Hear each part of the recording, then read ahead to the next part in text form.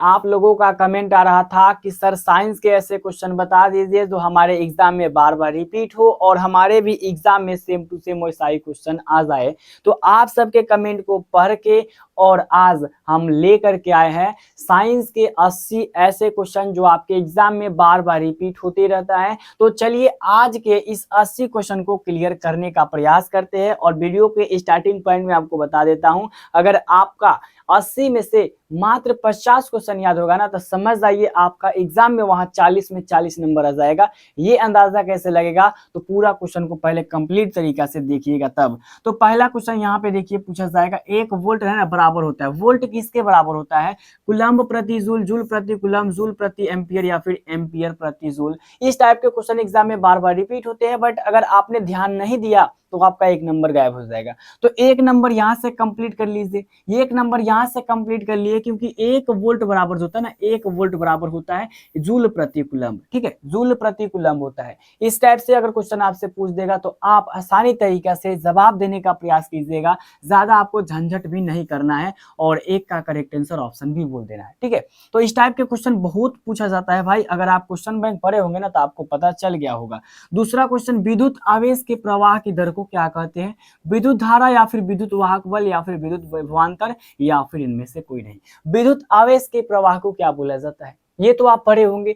जब विद्युत धारा आप चैप्टर पढ़े होंगे ना, विद्युत धारा चैप्टर, तो उसमें सबसे पहला पॉइंट आता है कि विद्युत धारा किसे कहते हैं, तो आवेश के प्रवाह की दर को विद्युत धारा बोलते हैं। और ये क्वेश्चन इतना इंपॉर्टेंट है कि बार बार एग्जाम में रिपीट होने के साथ साथ ये 2 नंबर वाले क्वेश्चन में भी पूछा जाता है। अगला देखिएगा, ये क्वेश्चन तो भाई और मजेदार है कि निम्नलिखित में कौन सा कथन सत्य है, जूल बराबर वोल्ट गुना एम्पियर या फिर जूल बराबर कूलम्ब प्रति वोल्ट या फिर जूल बराबर वोल्ट प्रति कूलम्ब या फिर जूल बराबर वोल्ट प्रति सेकेंड।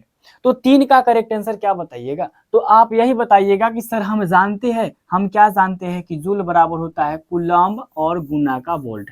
अब कैसे जानते हैं भाई साहब, कैसे जानते हैं, तो अभी जब मैं आपको 1 नंबर क्वेश्चन बताया था, अभी 1 नंबर क्वेश्चन, उसमें आप वोल्ट बराबर 1 वोल्ट बराबर क्या लिखे थे, जूल लिखे थे, जूल लिखे थे। और देखिएगा इधर कूलम्ब गुना में तो उधर कथी में चल जाएगा भाई, भाग में आ जाएगा कूलम्ब। तो इस टाइप के लिखे थे ना। अभी 1 नंबर क्वेश्चन में यहाँ ध्यान दीजिएगा, 1 नंबर यहाँ पर क्वेश्चन में लिखे ना, वोल्ट बराबर क्या होता है, जूल प्रति coulomb. Same to same question यहाँ पर देख लीजिए। और इस टाइप के क्वेश्चन एग्जाम में 2 बार आया है और ये एग्जाम का ही क्वेश्चन है, ध्यान दीजिएगा। ठीक है, तो यहाँ पे आपको कंफ्यूज नहीं होना है और 3 का करेक्ट आंसर ऑप्शन भी याद कर लेना है। याद है तो आपको कमेंट बॉक्स में लिख देना है। अगला क्वेश्चन आपके लिए तैयार है। ये भाई क्वेश्चन को आप आसानी तरीके से क्लियर कर लीजिएगा कि -CHO अभिक्रियाशील समूह को कहते हैं, ईथर या फिर कार्बोनिक समूह या फिर एल्डिहाइड या फिर एल्कोहलिक समूह।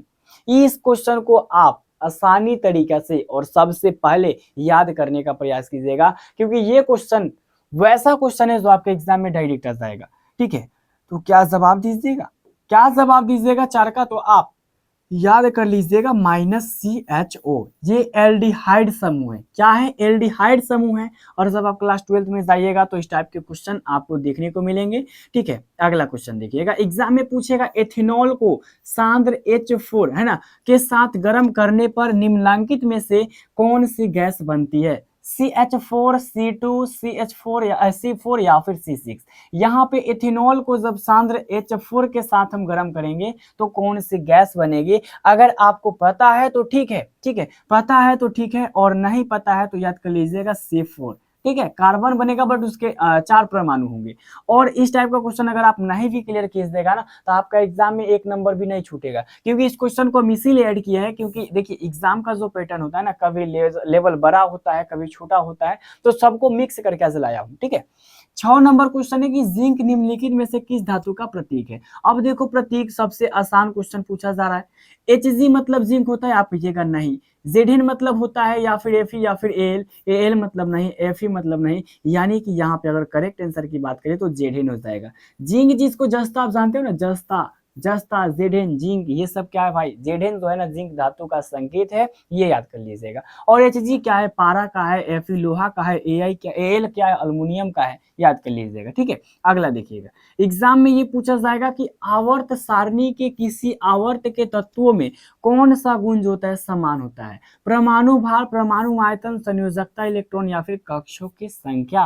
और 7 नंबर क्वेश्चन जो है मोस्ट इंपोर्टेंट है, और ये आप पढ़ चुके होंगे। अगर आपको याद नहीं होगा तो कोई दिक्कत नहीं है, आज के बाद याद हो जाना चाहिए।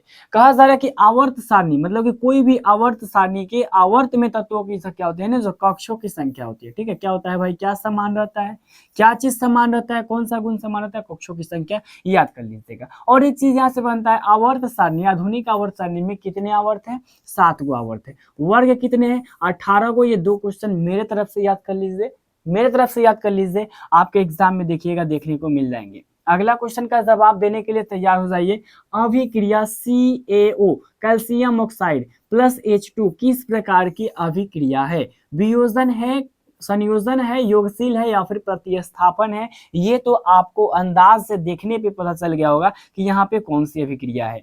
आप वियोजन अभिक्रिया पढ़े होंगे, उसमें क्या होता है, एक बड़ा यौगिक टूट करके, यानी कि बड़ा यौगिक टूट के छोटे छोटे भागों में विभक्त करता है। ठीक है ना, विभक्त होता है। लेकिन यहाँ आप देखिएगा विभक्त हो नहीं रहा है, यहाँ पे जुड़ रहा है। संयोजन में क्या पढ़े हो कि छोटे छोटे मिल करके किसका, बड़ा का निर्माण करता है। ये देखो कैल्शियम हाइड्रोक्साइड, और यहाँ पे देखे ना तो H2 जो है ना मिल रहा है, यानी कि ये संयोजन अभिक्रिया हो जाएगा। क्या हो जाएगा, संयोजन अभिक्रिया हो जाएगा। 8 का करेक्ट आंसर आपको ऑप्शन बी बोल देना है। Option B is the correct answer बोल दीजिएगा तो बहुत अच्छी बात है। अगला क्वेश्चन के लिए तैयार हो जाइएगा। आपसे एग्जाम में स्टार्ट के क्वेश्चन भाई जरूर पूछा जाएगा, याद कर लीजिएगा कि मेंडल ने अपने अनुवांशिक प्रयोग हेतु किस पौधे को उपयोग किया था, गुलाब या फिर आम या फिर मटर या फिर आलू। ये क्वेश्चन को बार बार एग्जामिनर जो है ना रिपीट करते रहता है, आपको ध्यान से अच्छी तरीके से याद कर लेना है कि मटर हो जाएगा। ठीक है ना, क्या हो जाएगा भाई साहब, मटर हो जाएगा। एक बार आपको 9 का करेक्ट आंसर ऑप्शन सी बोल देना है कि मेंडल ने अपने अनुवांशिक प्रयोग के लिए जो है ना मटर को चुना था। किसको भाई साहब, मटर को चुना था। 9 का करेक्ट आंसर ऑप्शन सी हो जाएगा। अगला क्वेश्चन एग्जाम में पूछा जाएगा और ये आपको याद होनी चाहिए कि किस प्रकार के श्वसन से अधिक ऊर्जा मुक्त होती है, वायवीय, अवायवीय, ए और बी दोनों या फिर इनमें से कोई नहीं। इस क्वेश्चन को हम एक बार आपसे पूछे थे, अगर आपको याद नहीं है तो कोई दिक्कत नहीं है, बट आपसे एक बार पूछे थे तो आपने बताया था कि सर वायवीय श्वसन एक होता है ना, उसमें सबसे ज्यादा ऊर्जा निकलती है, ऊर्जा मुक्त होती है। 10 का करेक्ट आंसर क्या हो जाएगा, ऑप्शन ए हो जाएगा। एक बार आपको जो है ना कमेंट बॉक्स में बता देना है कि सर 10 का करेक्ट आंसर ऑप्शन ए हो जाएगा। Option A is the correct answer. अगला क्वेश्चन के लिए तैयार हो जाइए। अगला ये क्वेश्चन तो आपको पता होगा कि मानव में नर प्रजनन ग्रंथि कहलाती है। नर का मतलब समझ लो ना, मतलब कि पुरुष। ठीक है, तो वृषण, अधिवृषण, शुक्राशय या फिर शुक्र जनन नलिका, मानव में नर जनन ग्रंथि क्या कहलाता है, जवाब दे दीजिएगा आप लोग। ये जवाब दीजिए क्योंकि ये आसान क्वेश्चन है। आपको पता होगा कि मानव में नर जनन ग्रंथि जो है वृषण कहलाती है। क्या कहलाती है, वृषण कहलाती है। 11 का करेक्ट आंसर आपको ऑप्शन ए बोल देना है। Option A is the correct answer. एक बार बोलने में क्या जा रहा है, एक बार बोल दीजिए ताकि आपको ये क्वेश्चन याद हो जाएगा। आप ये वीडियो क्यों देख रहे हैं, क्योंकि आपको लगता है कि नहीं ये क्वेश्चन हम क्लियर करेंगे तो हमारे एग्जाम में क्वेश्चन आ जाएगा। ठीक है, जीवन की एक महत्वपूर्ण विशेषता है अणु की गति, वृद्धि, संघ या फिर समन्वय। जीवन की एक महत्वपूर्ण विशेषता क्या है, आप क्या जवाब दीजिएगा। आपको जो है ना किसी की जीवन में अगर किसी को देखने पर आपको क्या अंदाजा लगता है, 1 साल पहले देखे हुए थे, 4 साल बाद देखने पर क्या आपको पता चलता है, तो आपको एक चीज पता चलता है कि उसका वृद्धि हुआ है, यानी कि वो बढ़ा है। ठीक है, क्या हुआ है, वृद्धि हुआ है। 5 साल पहले वो इतनी सा था और आज इतना सा हो गया और बहुत हीरोगिरी करता है, ये सब जानते हो ना। ठीक है, अगला देखिएगा एग्जाम में पूछा जाएगा। अगला एग्जाम में पूछा जाएगा कि स्वपोषी पोषण होता है पौधों में, कवक में, कुछ प्रोटीन और बैक्टीरिया में या फिर ए और सी दोनों में। क्या जवाब दीजिएगा, स्वपोषी पोषण किसमें होता है। सबसे पहला जवाब तो आप एक क्वेश्चन का जवाब जानते हो कि स्वपोषी पोषण पौधों में होता है, बट यहाँ पे देखिएगा कुछ प्रोटिस्टा और बैक्टीरिया दे चुका है और ऑप्शन डी में ए और सी दे चुका है। तो पहले आप ये बताइए, आप 13 का करेक्ट आंसर क्या मानिएगा। तो आप लोग जो है ना कुछ घबरा करके देख करके ऑप्शन डी को ना मारिएगा। आप जान जाइए कि पौधों में स्वपुष्पी पोषण होता है, ठीक है। नहीं तो आपका नजर आ जाएगा अरे यार ए और सी दे दिया, इसका मतलब ये करेक्ट हो जाएगा। ऐसा गलती आपको नहीं करना है, ठीक है। 13 का करेक्ट आंसर आपको क्या करना है भाई साहब, ऑप्शन ए बोलना है। तो 13 का ऑप्शन ए बोलिएगा। अगला क्वेश्चन देखिए एग्जाम में पूछा जाएगा जो कि मोस्ट इंपॉर्टेंट है, इसे आप क्लियर कर लीजिएगा कि ग्लोबलाइसिस होता है माइटोकॉन्ड्रिया में, कोशिका द्रव में, गोल्गी कॉम्प्लेक्स में या फिर क्लोरोप्लास्ट में। ग्लोकाइसिस होता है ना, ग्लोकाइसिस होता है किस में होता है, जवाब दीजिएगा। आपके कमेंट को अभी देख रहे हैं तो आप कमेंट क्या जवाब दीजिएगा, आप कहिएगा कि सर हम जानते हैं कि ग्लूकोलाइसिस जो होता है ना कोशिका द्रव में होता है। किस में होता है, कोशिका द्रव में होता है। यानी कि 14 का करेक्ट आंसर ऑप्शन बी याद कर लेना है। Option B is the correct answer, आप लिख दीजिए option B is the correct answer, ठीक है। Option B is the correct answer. अगला क्वेश्चन देखिएगा एग्जाम में पूछा जाएगा, मोस्ट इंपॉर्टेंट है कि तंत्रिका तंत्र की रचनात्मक एवं क्रियात्मक है ना कार्यात्मक इकाई को कहते हैं। न्यूरॉन या फिर डेक्ट्रॉन या फिर नेफ्रॉन या फिर साइटोसोन। इस क्वेश्चन को यहाँ अभी इसी वक्त कंप्लीट कर लीजिए क्योंकि इतना इंपॉर्टेंट है कि इसको 8 से 10 बार एग्जाम में पूछा गया है। 10 सालों में 8 से 10 बार इसे रिपीट किया गया है। तो 15 का करेक्ट आंसर क्या बताइएगा। तो आप याद कर लीजिए तंत्रिका तंत्र की रचनात्मक एवं कार्यात्मक इकाई को न्यूरॉन बोला जाता है। क्या बोला जाता है, न्यूरॉन बोला जाता है। आपको ऑप्शन ए याद कर लेना होगा। एक बार 15 का करेक्ट आंसर ऑप्शन ए बोल दीजिए sir, option A is the correct answer. तो आगे बढ़े। आपने क्या किया, 15 क्वेश्चन कंप्लीट किया। इसमें आपको अंदाजा लग गया होगा कि हमें ये वीडियो देखना चाहिए कि नहीं देखना चाहिए, क्योंकि शुरुआती पॉइंट में सब वीडियो देखने के बाद थोड़ी पता चलता है कि देखे कि ना देखे। बस 5-10 क्वेश्चन क्लियर करो, उसमें अंदाजा लग जाता है कैसा क्वेश्चन है। अगला देखिएगा एग्जाम में पूछा जाएगा कि कौन सा एंजाइम वसा पर क्रिया करता है, एमाइलेज, ट्रिप्सिन, पैप्सिन या फिर लाइपेज। कौन ऐसा एंजाइम है जो वसा पर क्रिया करता है, ठीक है, भोजन पर क्रिया करता है। कौन वसा पर क्रिया कौन करता है, क्या जवाब दीजिएगा। तो आपको पता होगा कि वसा पर क्रिया कौन करता है, लाइपेज करता है।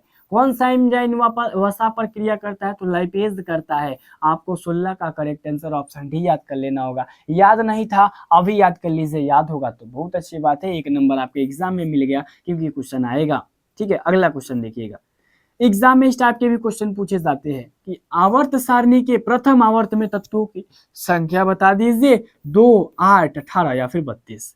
आवर्त सारणी के प्रथम आवर्त में तत्वों की संख्या कितनी है और ये क्या बताएगा, जिनको पता होगा वही बताएगा। नहीं याद है तो याद कर लीजिए। आवर्त सारणी के प्रथम आवर्त में तत्वों की संख्या जो है 2 है। कितना है, 2 है, याद कर लीजिएगा। जी सर याद रहेगा, याद रहेगा। और एक चीज और ध्यान दीजिएगा कि जैसे कि कोई परमाणु होता है, ठीक है, परमाणु होता है तो इसका कक्षा होता है ना, तो इसके चारों तरफ इलेक्ट्रॉन घूमता है, ठीक है। इसके चारों तरफ क्या घूमता है, इलेक्ट्रॉन घूमता है। तो इसके पहला कक्षा में 2 इलेक्ट्रॉन, उसके बाद 8 गो, उसके बाद 18 गो, उसके बाद 32 गो, इसी टाइप से रहता है, ठीक है, याद रख लीजिएगा। अगला क्वेश्चन एग्जाम में पूछा जाएगा कि निम्नलिखित में किसमें इलेक्ट्रॉन को बाहर निकालना सबसे आसान होता है। इसमें आपको 4 ऑप्शन दे दिया गया है और इस क्वेश्चन को आप समझिएगा क्या, इसको आप रट लीजिएगा, ठीक है। तो इसमें कहा जा रहा है कि किसमें इलेक्ट्रॉन को बाहर निकालने में सबसे आसान तरीका है, निकाला जा सकता है सबसे आसानी तरीके से, सेम टू सेम वही है। तो पहले तो आप जवाब दीजिएगा और अगर आपको पता ना हो इलेक्ट्रॉन निकालना है तो भाई याद कर लीजिए एम। अब कहिएगा सर आपको कैसे पता, क्योंकि यहाँ ध्यान दीजिएगा ऑलरेडी यहाँ से एक इलेक्ट्रॉन निकलल है। यहाँ देखिएगा ध्यान से तो आपको ऑलरेडी इसमें 2 गो इलेक्ट्रॉन निकल गए है, इसमें 3 गो इलेक्ट्रॉन निकल गए है। अब कहिएगा सर यहाँ तो प्लस है बट माइनस, देखिएगा ध्यान से, बट आप कैसे करें माइनस निकल है, तो जब इसमें से एक माइनस बाहर निकल गया तब इसमें प्लस बच गया। जब 2 गो माइनस निकल जाएगा तो इसमें 2 गो प्लस बचा, 3 गो माइनस निकल गया तो 3 गो प्लस बचा, ठीक है। जो निकल गया और जो बचता है वो माथा पर लिखा जाता है। तो ना आसान कौन रहेगा, ए को निकालना, ठीक है। अगला देखिएगा इस टाइप से क्वेश्चन अगर आए तो आप आसानी तरीके से क्लियर कर लीजिएगा। द्वितीय आवर्त में तत्वों के लिए कौन सा सेल बाह्यतम सेल है, के एल एम या फिर से एन। क्या जवाब दीजिएगा 19 का करेक्ट आंसर। तो भाई यहाँ पे देखिएगा अगर हम बात करें ना कि द्वितीय आवर्त सारणी में तत्वों के लिए कौन सा सेल है, तो द्वितीय के लिए यहाँ पे हो जाएगा एल सेल। क्या हो जाएगा, एल हो जाएगा, एल हो जाएगा। द्वितीय आवर्त में तत्वों के लिए कौन सा सेल बाह्यतम सेल है, एल सेल हो जाएगा, ठीक है। तो 19 का आपको करेक्ट आंसर ऑप्शन बी याद कर लेना है और एक बार कमेंट बॉक्स में भी लिख देना है option B is the correct answer, option B is the correct answer. क्या बात है। अगला क्वेश्चन देखिएगा, अगला आपसे एग्जाम में क्वेश्चन पूछा जाएगा कि संतृप्त हाइड्रोकार्बन श्रेणी के सदस्यों को कहा जाता है एल्काइन, एल्कीन, एल्केन या फिर एल्केनॉल। संतृप्त हाइड्रोकार्बन आपको बताए थे कि हाइड्रोकार्बन 3 प्रकार के होता है, एगो संतृप्त, एगो असंतृप्त और एगो होता है एरोमेटिक हाइड्रोकार्बन। तो एरोमेटिक हाइड्रोकार्बन में आता है बेंजीन, है ना, बेंजीन, बेंजीन, बेंजीन जिसका सूत्र C6H6 होता है, बेंजीन, ये याद कर लीजिएगा, ठीक है। ये एरोमेटिक हाइड्रोकार्बन है, बट यहाँ कहा जा रहा है कि संतृप्त हाइड्रोकार्बन। तो संतृप्त हाइड्रोकार्बन तो आपको पता होगा, आपको पता होगा कि संतृप्त हाइड्रोकार्बन में एल्केन बनता है जिसका सामान्य सूत्र क्या होता है, जिसका सामान्य सूत्र भाई साहब होता है CnH2n प्लस का 2। ये क्या है, एल्कीन का सामान्य सूत्र है, ये आसानी से आप लोग क्लियर कर लीजिएगा। और यहाँ पे एल्काइन और एल्कीन ये दोनों आपका असंतृप्त हाइड्रोकार्बन है, असंतृप्त हाइड्रोकार्बन है, याद हो जाएगा ना, असंतृप्त है। तो इसे आप क्लियर कर लीजिएगा, अगला एग्जाम में क्वेश्चन पूछा जाएगा, ध्यान दीजिएगा कि मेंडलीफ के द्वारा छोड़े गए आवर्त सारणी के रिक्त स्थानों के बाद में कौन सा तत्व पदार्थ स्थापित किया गया था। जब मेंडलीफ ने अपना जैसे कि तत्वों को परमाणु संख्या के आधार पर सजाया तो उसमें कुछ ऐसा तत्व जो छूट गया था। तो अब बताइए कौन सा तत्व जो है ना बाद में स्थापित कर दिया गया। तो आपको 21 का करेक्ट आंसर बताना है। तो आपको पता नहीं होगा कोई दिक्कत नहीं है, आप याद कर लीजिए गैलियम। गैलियम छूट गया था, क्या छूट गया था, गैलियम छूट गया था, बाद में उसमें क्या कर दिया गया, स्थापित कर दिया गया। और मेंडलीफ अगर बात करें तो बहुत बड़े साइंटिस्ट थे, बहुत बड़े वैज्ञानिक थे। अब एक चीज समझो ना कि किसी भी तत्व को सजा देना कितना इम्पॉसिबल काम है, वो आप और हम क्या पूरा दुनिया जानता है। डेबोनाइडन आए थे, न्यूलैंड आए थे, बहुत सारे वैज्ञानिक आए थे, आके सब परमाणु अगर बात करें तो द्रव्यमान पे आए और लगाते रहे, सजाते रहे, नहीं सजा, लेकिन आए और ये एक क्लिप लगा दिए। इन्होंने क्या कर दिया, साबित कर दिया कि सबसे होनहार मैं हूँ। यानी कि समझ रहे हो ना, तत्वों को एक तरह से एकदम सजा देना सबका बस का बात नहीं था। बताइए 22 नंबर, आवर्त सारणी के प्रत्येक आवर्त का अंतिम सदस्य होता है एक क्षार धातु, एक हाइड्रोजन या फिर एक निष्क्रिय गैस या फिर एक उपधातु। आवर्त सारणी के प्रत्येक आवर्त का अंतिम सदस्य क्या होता है।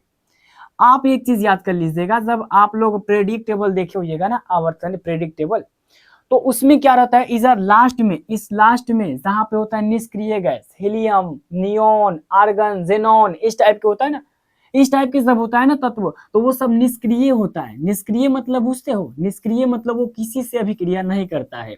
तो आवर्त सारणी के प्रत्येक आवर्त का जो अंतिम सदस्य होता है ना, सबसे लास्ट वाला जो सदस्य होता है, इस टाइप से सबसे लास्ट में इधर, जैसे कि आवर्त सारणी के तत्व इधर में रहेगा और इसके लास्ट में जो आता है ना, वो होता है एक निष्क्रिय गैस। और विद्युत बल्ब में भी निष्क्रिय गैस भरी जाती है, आपको पता होगा। अगला क्वेश्चन है कि किसी तत्व में 2 सेल है और दोनों ही इलेक्ट्रॉन से पूर्णतः भरे हुए हैं और यह तत्व है नियोन, आर्गन, क्लोरीन या फिर सोडियम। अब इस चीज का पता कैसे चलेगा, जब आप एकदम अच्छे तरीका से पढ़िएगा परमाणु अणु के बारे में। तो कहा जा रहा है कि जैसे कि दो, मतलब कि किसी भी तत्व की 2 सेल है और दोनों सेल ही इलेक्ट्रॉनों से पूर्णतः भरे हुए। पूर्णतः भरे हुए का मतलब जानते हो, नहीं जानते हो भाई, याद कर लीजिएगा। पूर्णतः भरे हुए का मतलब जो निष्क्रिय हो, निष्क्रिय मतलब जो सबसे लास्ट में हो, 2 गो भरल रहे, 3 गो भरल रहे, 1 गो भरल रहे, सब निष्क्रिय होता है, जिसको मतलब कि किसी से भी क्रिया करने से मतलब ना रहे। आर्गन हो जाएगा, नियोन हो जाएगा, जिनोन हो जाएगा, ये सब चीज हो जाएगा। तो यहाँ पे क्या हो जाएगा भाई साहब, जल्दी से बता दीजिए 23 का करेक्ट आंसर। अब तो इतना बता दिया, तो आप लोग को है 23 का करेक्ट आंसर बता देना है। आप जानते हो ना, मतलब कि किसी तत्व में अब 2 गो सेल है, ठीक है ना, इस क्वेश्चन को ध्यान से समझिएगा। 2 गो सेल है तो वो नियोन हो जाएगा। 2 गो सेल मतलब के और एल, एम एन सेल नहीं है, ठीक है। अगला क्वेश्चन, और यहाँ आर्गन भी होता बट यहाँ पे 2 सेल दिया है, ध्यान से समझ लीजिएगा भाई, थोड़ा लेट लगेगा बट पूरा क्वेश्चन को रियलिटी से समझिए। ऐसा नहीं है कि गलती सलती चलते जाइए, ठीक है। निम्नलिखित में से कौन सबसे अधिक क्रियाशील हाइड्रोजन है, FO, CL, Br या फिर I। एफ का मतलब एफ का मतलब यार समझ लीजिए ध्यान से, FO, E अगर रहता ना तो वो लोहा हो जाता, लेकिन यह सीधा सीधी F है और CL, Br, I है। तो यहाँ पे बताइए कौन सबसे क्रियाशील हाइड्रोजन है। तो आप क्या जवाब दीजिएगा 24 का करेक्ट आंसर। तो आपको 24 का करेक्ट आंसर बता देना है FO। क्या हो जाएगा? F हो जाएगा भाई। इसे याद कर लीजिएगा। केमिस्ट्री थोड़ा हार्ड होता है बट क्या कीजिएगा, सब क्वेश्चन को याद करने का प्रयास कीजिएगा। याद हो जाएगा तो बोलिए ना, 100% बोल दूंगा 20 क्वेश्चन। पौधों में जनन अंग कहाँ पर पाए जाते हैं? जड़ में, पुष्प में, तना में या फिर फल में? ये बता दीजिए। आप इससे बता सकते हैं कि पौधों में जनन अंग कहाँ पाया जाता है। बायोलॉजी का क्वेश्चन है, 25 का आंसर बता दीजिए। तो आप कहिएगा सर हम जानते हैं पौधों में जो जनन होता है ना पुष्प में होता है। आपका कमेंट भी आ रहा है, हम देख रहे हैं, आपके कमेंट को देख रहे हैं, टेंशन नहीं लीजिए। 25 का करेक्ट आंसर आप ऑप्शन बी बताए। 26 का बताइए कि मस्तिष्क का कौन सा भाग शरीर की स्थिति तथा संतुलन का अनुरक्षण करता है? अग्र मस्तिष्क, अनुमस्तिष्क, मध्य मस्तिष्क या फिर इनमें से सभी? अब इनमें से सभी तो नहीं मारिएगा क्योंकि सब तो करता नहीं है। पहले बता दीजिए 26 का करेक्ट आंसर क्या आ जाएगा। 26 का करेक्ट आंसर बताइए आप लोग। तो आपका जवाब आ रहा है, मैं देख रहा हूं, बट गलती नहीं बोलिए, ध्यान दीजिएगा। अनुमस्तिष्क होता है ना, अनुमस्तिष्क जिसको छोटका दिमाग बोला जाता है, अनुमस्तिष्क ये काम क्या करता है भाई साहब? ये काम करता है शरीर की स्थिति और संतुलन का अनुरक्षण करता है। किधर कटा फटा, क्या हुआ, किधर हुआ, किसको भरना है, जिससे किसी का हाथ टूट जाता है तो उसको कैसे जोड़ना है, वो जोड़ने का काम ये सब अनुमस्तिष्क करता है। ठीक है, अगला क्वेश्चन यहाँ पे देखिएगा पूछा जाएगा, ध्यान दीजिएगा कि किस पौधों में रंध्र अनुपस्थित होते हैं? आम में, हाइड्रिल्ला में, नागफनी में या फिर कनेर में पौधों में रंध्र अनुपस्थित होते हैं? अरे भाई कौन ऐसा पौधा है जिसमें रंध्र नहीं होता है? ये एग्जाम में पूछा गया क्वेश्चन है। कनेर एगो पेड़ पौधा होता है, कनेर एक पौधा होता है ना, पेड़ होता है, पौधे होते हैं जिसमें क्या होता है, अनुपस्थित रहते हैं रंध्र। रंध्र इसमें नहीं रहता है, याद कर लीजिएगा, किसी तरह भी इसे याद कर लीजिएगा। अगला आपके एग्जाम में क्वेश्चन पूछा जाएगा, BS4 का संबंध है मृदु प्रदूषण से, ध्वनि प्रदूषण से, वायु प्रदूषण से या फिर जल प्रदूषण से?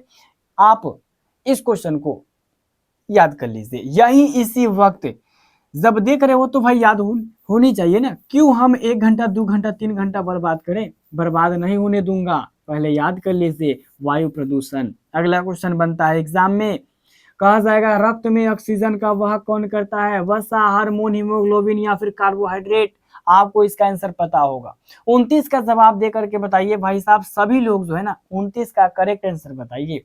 इसका अगर मैं आज आंसर ना भी बताऊं ना तो आप कहिएगा कि सर आपने बहुत अच्छा किया, क्योंकि इतना इजी क्वेश्चन तो हमें आता है और इस क्वेश्चन को हम बार बार एग्जाम में, मतलब की बात करें तो बार बार लाइव सेशन में हम करवा चुके हैं, आप लोगों को कंप्लीट हो गया होगा। अगला क्वेश्चन देखिएगा, एग्जाम में पूछा जाएगा कि निम्नलिखित में किसे बर्थ हार्मोन कहा जाता है? थायरोक्सिन को, ऑक्सीटिन को, थायरोक्सट्रोपिन को या फिर इंसुलिन को? किसे जो है ना बर्थ हार्मोन कहा जाता है? क्या जवाब दीजिएगा 30 का करेक्ट आंसर। अगर नहीं पता है कोई दिक्कत नहीं है, थोड़ा सा आज का हम क्लास हार्ड किए हैं क्योंकि सोशल साइंस में बोल रहे थे कि सर क्वेश्चन का जो लेवल है ना बहुत इजी है, थोड़ा हार्ड लेकर के आइए, इसीलिए हम आज साइंस में हार्ड कर दिए। बट सोशल साइंस में अगला हमारा सोशल साइंस का क्लास बहुत हार्ड होने वाला है, ध्यान दीजिएगा। बीज विकसित होता है परागकोश से, अंडाशय से, पुंकेसर से या फिर बीजांग से? बीज जो होता है ना, बीज कहाँ से विकसित होता है बता दीजिए। 31 का करेक्ट आंसर आप लोग। तो भाई आप लोग याद करो या फिर ना करो, मैं तो आपको बता दूंगा कि बीज बीजांग से होता है विकसित होता है, बीज बीजांग से विकसित होता है, याद कर लीजिएगा। 31 का करेक्ट आंसर ऑप्शन डी हो जाएगा। नेक्स्ट क्वेश्चन आपके लिए तैयार है। आपके एग्जाम में इस टाइप के क्वेश्चन पूछा जाएगा, ग्रहणी भाग है बड़ी आंत का, छोटी आंत का, मुख्य गुहा का या फिर अमाशय का? ग्रहणी किसका भाग है? जवाब दीजिए। जब आए हो तो जवाब दे दो, आए हो तो जवाब दे दो। सर जी जवाब मिल गया, हमें जवाब मिल गया छोटी आंत का। ग्रहणी एक भाग है छोटी आंत का, आपको करेक्ट आंसर ऑप्शन बी याद कर लेना है। एक बार आप लोग बोल दीजिए 32 का correct answer option B, B is the correct answer, B is the correct answer. अगला क्वेश्चन देखिएगा, एग्जाम में इस टाइप के क्वेश्चन बार बार रिपीट होते हैं, आपको भी पता होगा हमें भी पता है कि जल में घुलनशील भस्म कहलाता है, आम्ल या फिर क्षार या फिर लवण या फिर कोई नहीं? आप जानते हो या फिर नहीं जानते हो ये तो हमें पता नहीं है, बट विश्वास जरूर है कि आप जानते हो। जल में जो घुलनशील भस्म होता है ना वो क्षार कहलाता है, ठीक है। जल में घुलनशील जो भस्म होता है वो क्या कहलाता है? क्षार कहलाता है, याद कर लीजिएगा। अगला क्वेश्चन देखिएगा, एग्जाम में पूछा जाएगा कि सोडा एस का रासायनिक सूत्र हो जाएगा CaCO3 Na2CO3 CaHCO3 का ऑल टू या फिर NaHCO3। 34 का जवाब दे दीजिए। और ये 34 का जवाब आप लोग आसानी तरीका से दे देते, बट यहाँ पे हम दूसरा नाम रखते तब, यहाँ पे अगर हम दूसरा नाम रखते तब आप लोग जवाब देते, बट कोई दिक्कत नहीं है, याद कर लीजिए ऑप्शन बी Na2CO3। Na2CO3 याद कर लीजिएगा, मोस्ट इंपॉर्टेंट है। और इसी से एक बनता है धोबिया सोडा, जानते हो ना धोबिया सोडा। धोबिया सोडा का रासायनिक सूत्र क्या हो जाता है भाई साहब, तो याद कर लीजिएगा, धोबिया सोडा का रासायनिक सूत्र होता है Na2CO3 इंटू 10H2O। ये धोबिया सोडा का हो गया, लेकिन यह डायरेक्ट सोडा था Na2CO3, सोडा एस था Na2CO3। और ये संगमरमर का रासायनिक सूत्र है, याद कर लीजिएगा। और ये तो पता नहीं है, बट ये देख लीजिए, ये वाला खाने का सोडा का रासायनिक सूत्र है, ये कंप्लीट कर लीजिएगा, ठीक है। अगला देखिएगा, एग्जाम में इस टाइप के क्वेश्चन पूछे जाएंगे कि निम्नलिखित में कौन विजातीय यौगिक है, चूना पत्थर, प्लास्टर ऑफ पेरिस, संगमरमर या फिर खड़िया।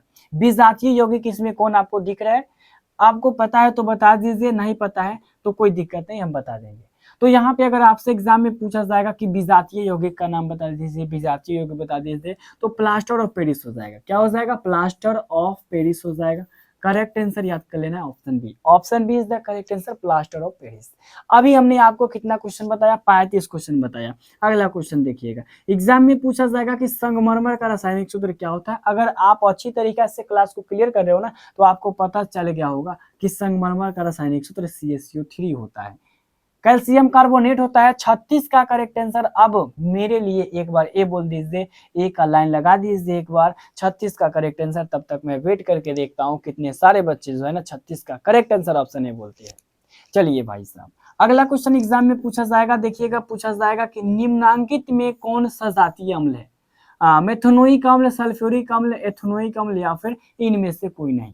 बताइए कौन जो है यहाँ पे सजातीय अम्ल है। याद होगा तो ठीक है, नहीं याद होगा कोई दिक्कत नहीं है। सल्फ्यूरिक अम्ल याद कर लीजिए। और सल्फ्यूरिक अम्ल का सूत्र तो पता होगा आपको, सल्फ्यूरिक अम्ल का सूत्र होता है H2SO4। और इसमें एक और चीज, इसे अम्लों का राजा बोला जाता है। सल्फ्यूरिक अम्ल को क्या बोला जाता है, अम्लों का राजा बोला जाता है। ये सब चीज तो आपको पता होगा जानकारी, क्योंकि आप अगर सही तरीके से साइंस को देखे होंगे ना तो पता होगा। अगला आपके एग्जाम में क्वेश्चन पूछा जाएगा, मिल्क ऑफ मैग्नीशियम का पीएच मान क्या होता है। ये भाई कंप्लीट तरीका से आपको याद होगा, और नहीं होगा तो आज याद कर लीजिए, ये आपके एग्जाम में छपने वाला है। मिल्क ऑफ मैग्नीशियम का पीएच मान बता दीजिए। तो आपका कमेंट एक जैसा आना चाहिए, एक जैसा आ ही रहा है कि सर 10.5 हो जाएगा, कहीं से ना कहीं से तो याद किए होंगे ना। अब पता चला ना कि सर क्वेश्चन बैंक से कितना है। और बताइए सल्फर के संयोजी कोष में इलेक्ट्रॉनों की संख्या क्या हो जाएगी। सल्फर जिसका संकेत इस है, तो इसके संयोजी सेल कोष में इलेक्ट्रॉनों की संख्या क्या हो जाएगी। और एक आता है इसमें बोला जाए संयोजकता, संयोजकता, ठीक है ना, संयोजकता भी पूछ देगा, संयोजकता। तो आप याद कर लीजिएगा भाई साहब, संयोजकता पहले डेफिनेशन बता देता हूं कि किसी भी परमाणु के बाह्यतम कक्षा में, बाह्यतम सेल में उपस्थित जो इलेक्ट्रॉन होता है ना, या उपस्थित इलेक्ट्रॉनों की संख्या को हम लोग बोलते हैं संयोजकता। तो यहाँ पे सल्फर का संयोजी कोष में इलेक्ट्रॉनों की संख्या बोलिए, या फिर सल्फर की संयोजकता बोलिए। तो यहाँ पे आप बता दीजिएगा, तो बता दीजिए 39 का करेक्ट आंसर।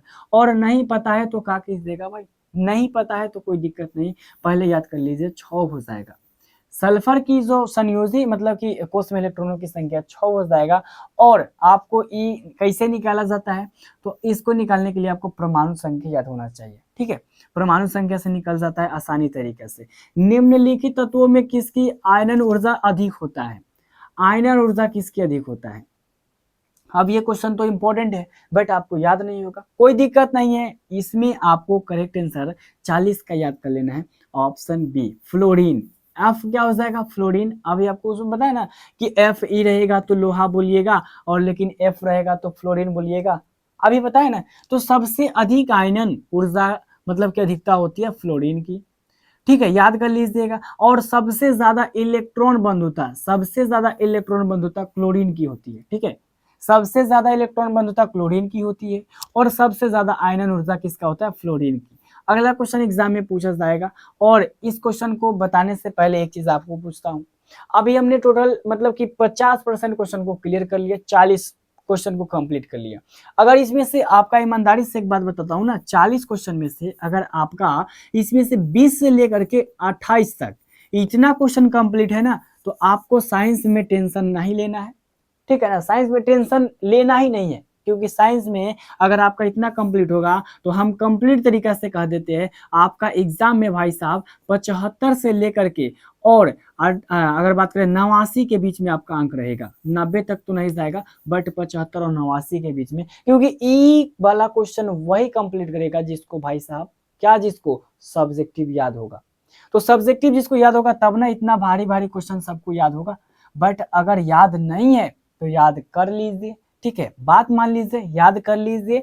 क्योंकि भाई साहब हम लोग क्या करते हैं ना, 1 साल 2 साल 4 साल 10 साल मेहनत करके पढ़ते हैं कि 10th में अच्छे नंबर लाएंगे, और लेकिन अगर इसी वक्त में इसी टाइम में अगर हम पीछे हट जाएंगे ना, तो नाकामयाब बन जाएंगे, नाकामा बन जाएंगे। तो ऐसा काम नहीं करना है, हमें एकदम अच्छे तरीका से पढ़ना है ताकि हमारा 10 साल का मेहनत निकल जाए। बताइएगा, अब स्टार्ट करते हैं। नेत्र के द्वारा किसी वस्तु का कैसा प्रतिबिंब बनता है? तो सबसे पहले याद रख लीजिएगा भाई, सबसे पहले याद रख लीजिएगा कि नेत्र के द्वारा तो वास्तविक बनता है, उल्टा बनता है और छोटा बनता है, ठीक है, वास्तविक, उल्टा और छोटा बनता है। अगला क्वेश्चन देखिएगा, विद्युत परिपथ में विद्युत धारा को मापने के लिए उपयोग होता है गैल्वेनोमीटर, वोल्टमीटर, वोल्टमीटर या फिर आमीटर। बताइए, विद्युत परिपथ में विद्युत धारा को मापने के लिए कौन सा मतलब कि प्रयुक्त होता है? तो विद्युत परिपथ में अगर बात करें, विद्युत धारा अगर हमको मापना होगा तो हम क्या करेंगे, जाएंगे सबसे पहले आमीटर उठा के लाएंगे, आमीटर से माप लेंगे, ठीक है। और गैल्वेनोमीटर क्या करता है, धारा की उपस्थिति को दर्शाता है। वोल्टमीटर क्या करता है भाई साहब, तो वोल्टमीटर विभवांतर को, यानी कि विभवांतर को मापता है, ठीक है। सारा चीज आपको बता दिया। अगला देखिएगा, एग्जाम में पूछेगा निम्नांकित में कौन शक्ति को निरूपित नहीं करता है? आपको इस क्वेश्चन को कहीं से भी कंप्लीट कर लेना है। अभी मैं तो इसका आंसर बताऊंगा, बट भाई एक चीज इसको याद कर लीजिए, एग्जाम में बार बार रिपीट होता है, नहीं जानते हो तो आज जान जाइए कि निम्नलिखित में कौन शक्ति को निरूपित नहीं करता है। 43 का करेक्ट आंसर आज मैं बताऊंगा, IR²। IR² जो है विद्युत शक्ति को निरूपित जो है ना, निरूपित मतलब कि नहीं करता है। ये हमारी तरफ से क्वेश्चन याद कर लीजिए, और याद करने के साथ साथ कॉपी के कुट पर लिख लीजिएगा, ठीक है, हमारी तरफ से, ठीक है, एक क्वेश्चन हमारी तरफ से। अगला क्वेश्चन देखिएगा, एग्जाम में पूछा जाएगा कि निम्नलिखित में से किसी वस्तु का वास्तविक प्रतिबिंब है ना कौन बना सकता है? कांच की पट्टिका, उत्तल लेंस, अवतल लेंस या फिर इनमें से कोई नहीं। पहले तो 2 को काट दीजिए, क्योंकि यहाँ पे तो उत्तल है ना, तो अवतल होगा। तो 44 का पहले बता दीजिए आप लोग। तो आपका कमेंट आना चाहिए कि सर अगर हम किसी भी वस्तु का वास्तविक प्रतिबिंब बनाएगा ना, तो यहाँ पे लेंस का प्रयोग उत्तल करेंगे, ठीक है भाई, उत्तल करेंगे। दर्पण नहीं है या दर्पण नहीं है, लेंस का मतलब आर पार देख सकते हैं, और दर्पण का मतलब एक के तरफ देखेंगे, ठीक है। तो यहाँ पे किसी वस्तु का वास्तविक प्रतिबिंब उत्तल लेंस। अगला क्वेश्चन देखिएगा, और हम लोग का जो आंख है ना, वो उत्तल लेंस के जैसा काम करता है। अगर ये भी पूछ दे कि मानव नेत्र में कौन सा लेंस पाया जाता है, तो आप कह दीजिएगा उत्तल लेंस, ठीक है। और अगला क्वेश्चन देखिएगा, एग्जाम में पूछेगा कि किसी बिंदु वस्तु से निकलकर किरणें किसी लेंस से अपवर्तित होकर के जिस बिंदु पर मिलती है, उसे भाई याद कर लीजिए फोकस कहते हैं। क्या कहते हैं? फोकस कहते हैं। 45 का सी हो जाएगा क्या सर? जी सर, 45 का सी हो जाएगा, क्योंकि इस क्वेश्चन को तो मैं रट लिया हूं, तो आप क्यों नहीं रटिएगा?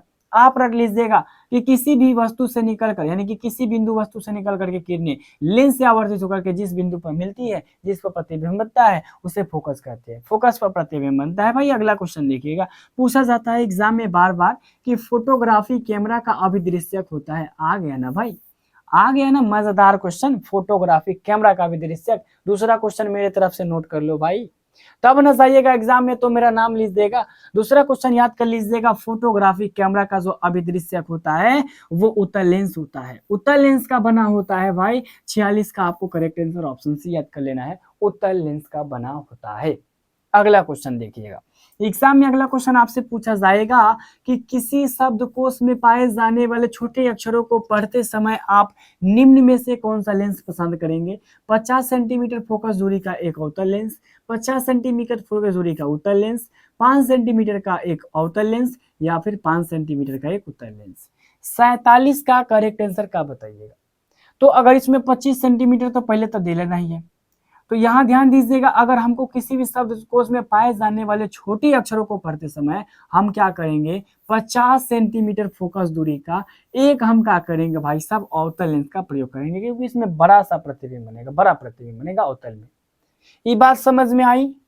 ये बात समझ में आई कि अगर छोटे छोटे अक्षरों को हमको पढ़ना होगा तो 50 सेंटीमीटर फोकस दूरी का हम क्या करेंगे, अवतल लेंस का प्रयोग करेंगे। याद कर लीजिएगा, ऑप्शन यहाँ पर ए करेक्ट हो जाएगा। अगला एग्जाम में क्वेश्चन पूछा जाएगा कि किसी गोलीय दर्पण तथा किसी पतले गोलीय लेंस दोनों की फोकस दूरी -15 सेंटीमीटर तो दर्पण तथा लेंस संभवत है। 48 नंबर क्वेश्चन है ना भाई, बहुत मजेदार है। ईमानदारी से एक चीज बताऊं तो ये आपके एग्जाम में आ जाएगा। याद कर लीजिएगा, दोनों अवतल हो जाएगा, ठीक है, दोनों क्या हो जाएगा, अवतल हो जाएगा। और अगर यहाँ प्लस में रहता तो दोनों उतल हो जाता, और एगो प्लस में एगो माइनस में रहता तो जोन प्लस में रहता उतल, जोन माइनस में रहता उतल हो जाता। सिंपल याद कर लीजिएगा कि किसी भी गोलीय दर्पण चाहे किसी पतले गोलीय लेंस दोनों की फोकस दूरी माइनस में है तो वो अवतल हो जाएगा। अगला क्वेश्चन देखिएगा, जल्दी जल्दी बताऊंगा, जल्दी जल्दी ही बताऊंगा। तालाब किस प्रकार का पारिस्थितिक तंत्र है, कृत्रिम या फिर प्राकृतिक या फिर अजैविक या फिर इनमें से कोई नहीं। तालाब बताओ किस प्रकार का पारिस्थितिक तंत्र है। अब जल्दी जल्दी बताऊंगा, क्योंकि आप बोलते हो ना सर जल्दी जल्दी बता देते ना, तो आपका करेक्ट आंसर यहाँ पर हो जाएगा, तालाब जो है ना एक प्राकृतिक पारिस्थितिक तंत्र है। क्या हो जाएगा भाई, प्राकृतिक हो जाएगा। 5 4 9 यानी 49 का करेक्ट आंसर आपको ऑप्शन बी बोल देना है। ऑप्शन बी बोलिएगा जी, जी सर ऑप्शन बी बोलेंगे, थोड़ी लेट से बोलेंगे लेकिन बोलेंगे। जल्दी से बता दीजिए 50 का करेक्ट आंसर, निम्न में से कौन पारिस्थितिक तंत्र के अधिकतम संख्या में मौजूद होते हैं, उत्पादक, शकभक्षी, मांसभक्षी या फिर सर्वभक्षी। पारिस्थितिक तंत्र में सबसे ज्यादा संख्या में कौन होते हैं, बता दीजिए 50 का करेक्ट आंसर। तो आप एक ही चीज कहिएगा कि सर अगर बात करें पारिस्थितिक तंत्र में तो सबसे ज्यादा, सबसे अधिकांश जनसंख्या जो होता है उत्पादक का होता है। किसका होता है, उत्पादक का होता है। याद कर लीजिएगा, याद रहेगा, याद रहेगा कि ना रहेगा, आप कहिएगा जी सर रहेगा।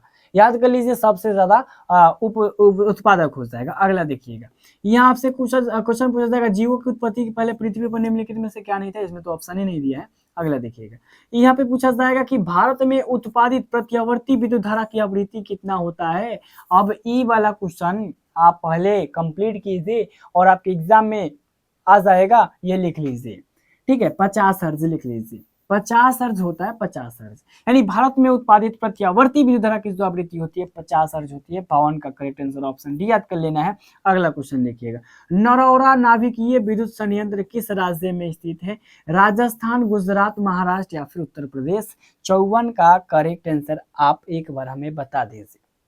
तो 54 का करेक्ट आंसर का जवाब दीजिएगा, नरौरा नाभिकीय विद्युत संयंत्र किस जिला में स्थित है, तो यानी कि किस राज्य में स्थित है, तो उत्तर प्रदेश है, उत्तर प्रदेश में। क्या मैं आपको इसका आंसर सही बता रहा हूँ, आप कहिएगा जी सर बिल्कुल। 54 का क्या हो जाएगा भाई, 54 का आपका ऑप्शन डी हो जाएगा। अगला क्वेश्चन बताऊं क्या, 55 नंबर।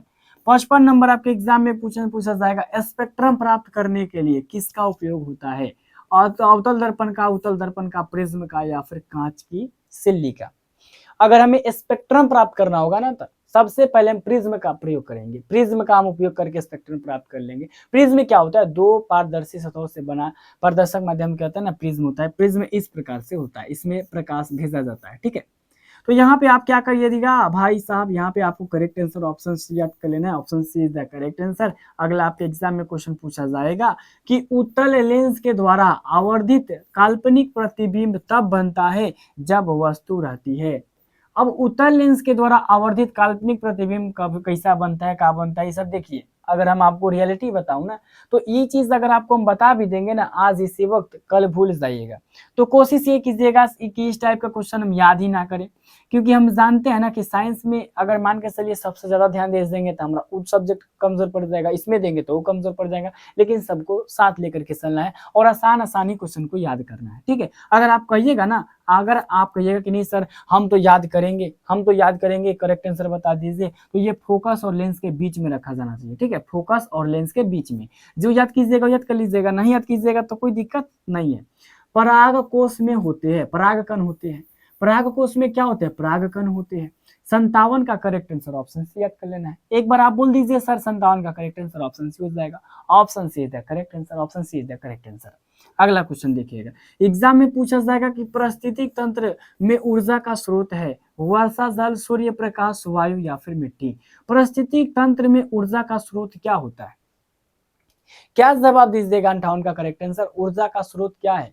हम लोग के लिए चाहे कि भी कोई भी जीव जंतु हो गया, सबसे पहले ऊर्जा का स्रोत सबसे पहला है तो वो है सूर्य का प्रकाश। आपका कमेंट में आंसर देख रहा हूं 58 का ऑप्शन भी बोले ना, जो कि बिल्कुल करेक्ट है। अगला क्वेश्चन देखिएगा, एग्जाम में पूछा जाएगा कि भारत का राष्ट्रीय पक्षी है। अब आप इसका जवाब दीजिए। हम आज इसका जवाब नहीं देंगे। क्यों नहीं देंगे? क्योंकि इतना इजी क्वेश्चन के नहीं जानता है, आप बता दीजिएगा, ठीक है। अगला क्वेश्चन देखिएगा, अगला आपके एग्जाम में क्वेश्चन का पूछा जाएगा, मोर बताना होगा। अरे भाई बताओ, निम्नलिखित में से कौन लैंगिक जनन रोग है? सिफिलिस, सुजाक, एडस या फिर ए और सी दोनों। तो सबसे पहले आप 60 का करेक्ट आंसर बताइए। नहीं याद है कोई दिक्कत नहीं, याद कर लीजिएगा। अगर बात करें लैंगिक जनन रोग, लैंगिक जनन रोग, तो आपका हो जाएगा यहाँ पे सिफिलिस भी हो जाएगा, एड्स भी हो जाएगा। सिफिलिस के बारे में तो आप लोग नहीं जानते होंगे, लेकिन एड्स के बारे में जानते होंगे कि जैसे किसी का अगर मान के चलिए कटा हुआ है ना, जैसे किसी का खून कटल है और उसका खून आपके खून में मिल गया, मतलब उसका भी हाथ कटल है, आपका भी हाथ थोड़ा सा कटल है और उसका खून आपके खून में मिल गया, तो जो रोग उसका है ना एड्स, आपको भी धलेगा। ठीक है, मतलब ये खून के दौरान चलता है, तो ये बहुत खतरनाक बीमारी होता है। ठीक है, अब ये सब ज्यादातर होता कहाँ पे? जैसे सैलून में आप लोग देखे होइएगा ना कि एक ही ब्लेड से क्या किया जाए, दो आदमी को अगर किया जाता है, अगर इसके पास है तो भाई इसमें भी आ जाएगा। तो इस सब चीज से आप लोग दूर रहिएगा। ठीक है, चलिए 61 नंबर यहाँ पर क्वेश्चन है कि किशोरावस्था में होने वाले शारीरिक परिवर्तन का कारण क्या है? टेस्टोस्टेरोन या फिर एस्ट्रोजन या फिर थायरॉक्सिन या फिर इनमें से क्या बोला जाए कि ए और बी दोनों। ठीक है, ए और बी दोनों।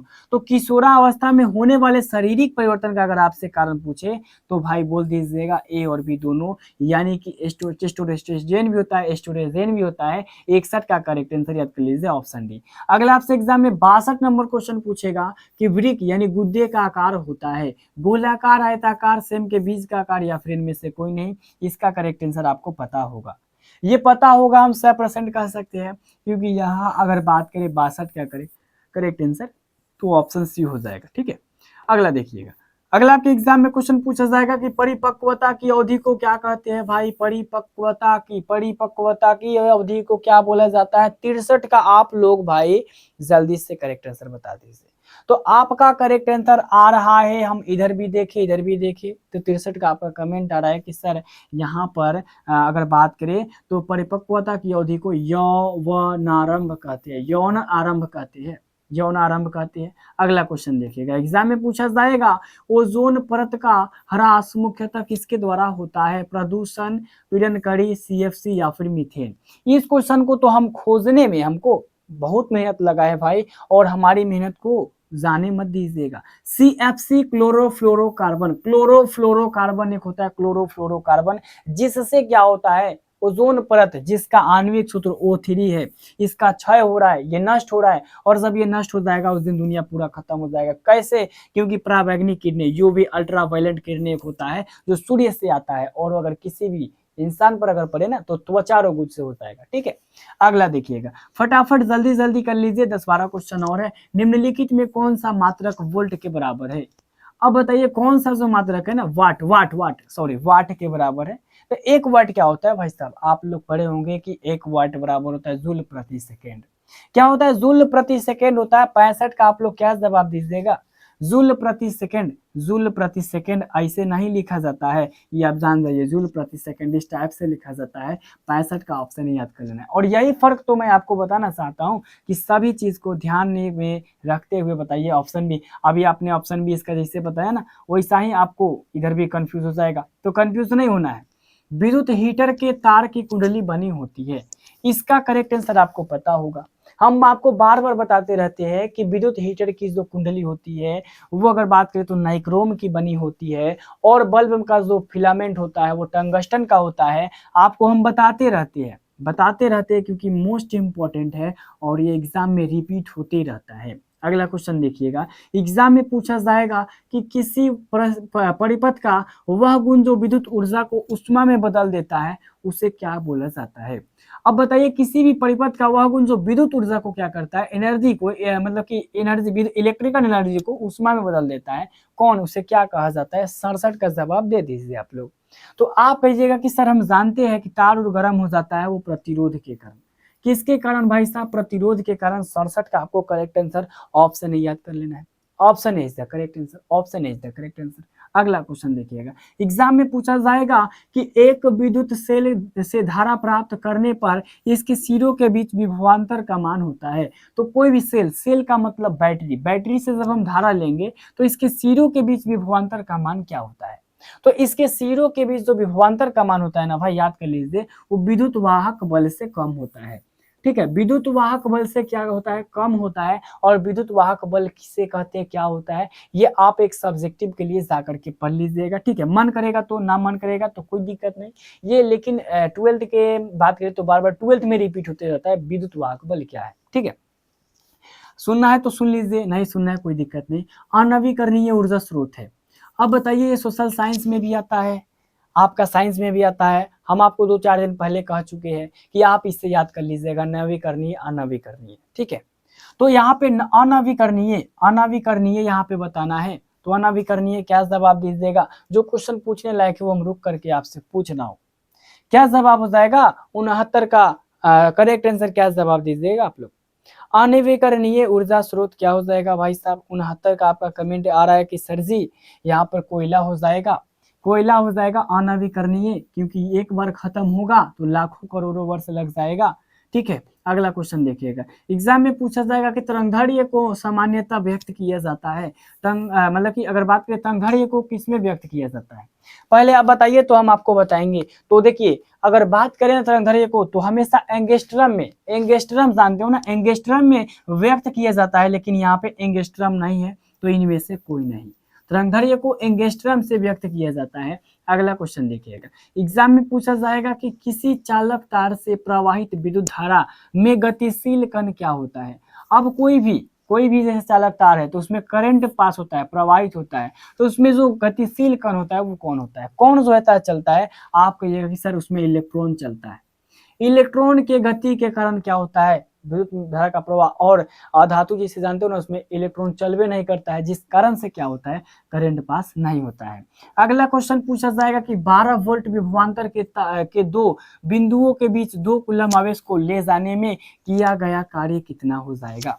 तो वोल्ट प्रति कूलम आप पढ़े हो, कार्य बराबर वोल्ट प्रति कूलम, यानी कि 12 में अगर हम 2 से भाग देंगे तो कितना आ जाएगा, आप बताइएगा कि हम बताएं। आकि यहाँ पे 2 से गुना होगा।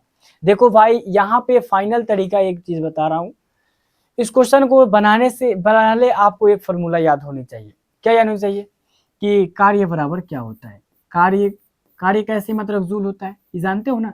तो जूल बराबर क्या होता है, 1 नंबर क्वेश्चन अभी आपको बताया ना, याद है 1 नंबर क्वेश्चन बताए थे कि यहाँ आपको बताए थे 1 वाट बराबर होता है जूल, यानी कि जूल प्रति, यहाँ पे क्या था, कूलम था।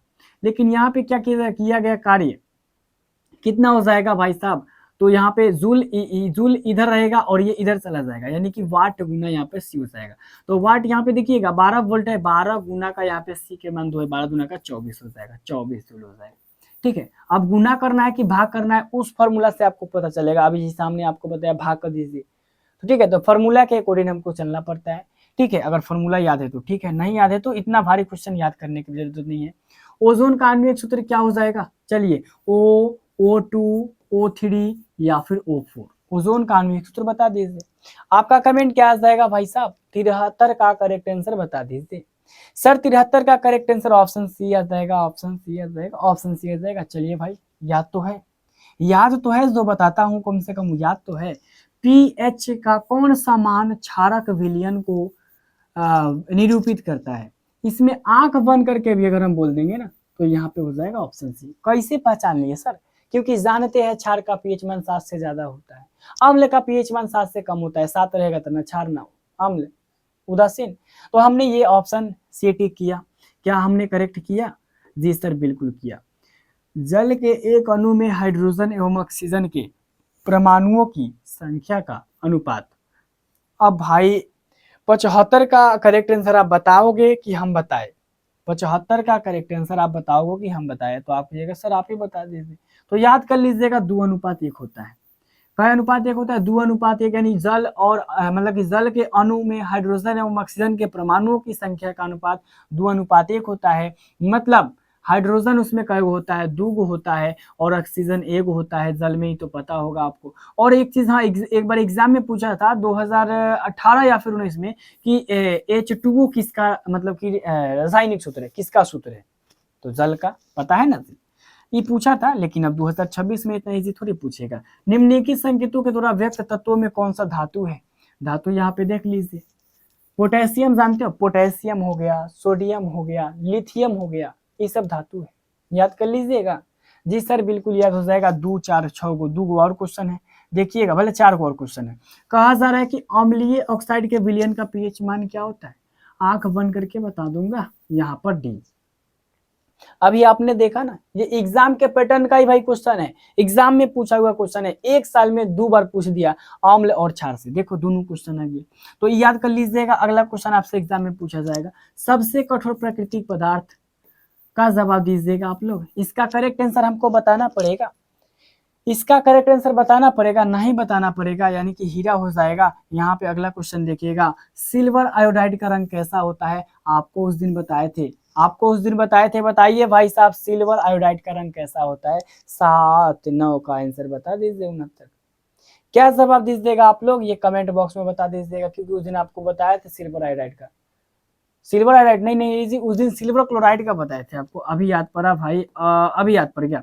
उस दिन आपको सिल्वर क्लोराइड का बताए थे, है ना, क्लोराइड का बताए थे। तो सिल्वर क्लोराइड का उस दिन श्वेत बताए थे, लेकिन आयोडाइड है तो पीला हो जाएगा। क्या हो जाएगा? पीला हो जाएगा। हमसे भी मिस्टेक होता है। अगला क्वेश्चन देखिए, पूछा जाएगा श्वसन किस प्रकार की सामान्य अभिक्रिया है? श्वसन कौन सी अभिक्रिया, ये तो बता सकते हैं सर जी। 80 का बता दीजिएगा, श्वसन किस प्रकार की अभिक्रिया है?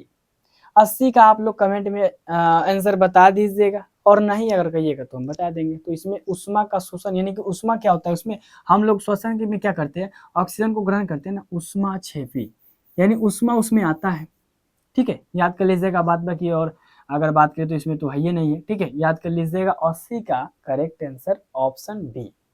आई होप कि आज का ये 80 क्वेश्चन आपको अच्छी तरीके से समझ में आ गया होगा। अगर ईमानदारी पूर्वक 80 में से आपको मात्र 50 क्वेश्चन याद होता ना, चाहे याद होगा, तो समझ लीजिए आपके एग्जाम जो है ना बहुत तगड़ा जाएगा, और आप रिजल्ट के दिन है 5 केजी 6 केजी मिठाई बटिएगा। तो आई होप कि आज का ये क्वेश्चन आपको अच्छी तरीके से समझ में आई होगी। मिलते इसी के साथ नेक्स्ट वीडियो में, तब तक के लिए जय हिंद जय भारत।